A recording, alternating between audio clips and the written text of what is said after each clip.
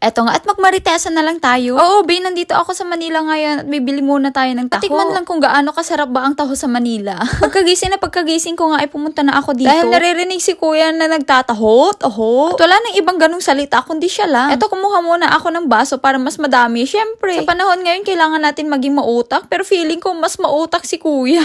No? Ba't ngayon lang kita nakita, ma'am, dito? Ha? Ba't ngayon lang kita nakita? Bakasyon lang, kuya. Matagal na sila dito. Oo. Di, ma'am? Hindi. Ha? Hindi. Kamag-anak mo din sila? Friend lang. When? Oo, bakit? Wala lang. Wala ako nakita dito, kuya. Lagi ako dito, ah. Nung ano lang, nagkakaan lang. Oo pala eh.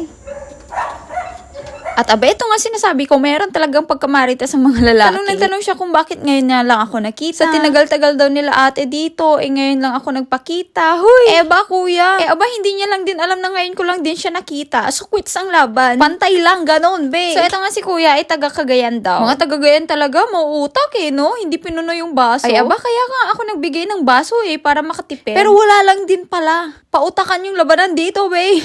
Eto nga, dahil hindi ko siya maawakan, ilalagay ko muna siya sa loob. Tapos kwento ko yung sinabi ni kuya sa akin. Ay, babi, sabi niya, jowa ko daw yung mga bata na nandito. Huy, ang tanda ko na. Tapos magjojowa ka ng teenagers? Oh, no. Dito ko talaga napapatunayan na ang mga lalaki talaga. Madalas sila talaga yung mga marites, no? Huy, wala akong pinapatamaan dyan. Sinasabi ko lang ang katotohanan. Ano? My future bodyguard. Pangalan mo ko, banag ka daw eh. Si Isabela nga. Fiesta sa inyo. Oh, wala kaming piyesta eh. Saan nga sa Isabela, ma'am? Kasi barag. Ha? Kabagan. Ah, sa Kabagan. Saan? Kasi barag. Ay, sa Bagan. Ano sa barag? Kasi barag. Bagan nga. Tinatapon. Tagal ka na dito, kuya? Oo, dekada na ako dito. Ay, hindi ka umuwi. Taga saan ka ba? Cagayan. Saan sa Cagayan? Solana. Ay, ang layo. Itawid ka, Wood. Hmm.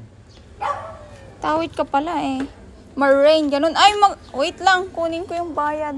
At aba, dahil hindi ko mahawakan at wala pang pambayad, eto muna dadalhin ko sa loob yung tig-dalawa dahil ako ngayon nagbe-video. Uy, aba, ganito nga pala yung lasa ng taho dito sa Manila. Ibang-iba sa probinsya. Aba, pag nasa Kabagan nga din ako, lagi akong nagtataho din. Every morning yan, walang mintis. Charot! Pero ayan na nga, magbabayad na kay kuya. Tsaka ipapasok na din yung dalawang natira. Uy. At eto ang mahiwagang istorya ng taho. Eto na ata yung huling araw natin dito sa Manila. Ewan ko lang kasi sabi din kahapon huling araw din. At pagkatapos nito, back to reality tayo. Siguro meron na din akong isang linggo na nandito. Uy. At eto na, kakain na tayo ng mahiwagang taho sa Maynila.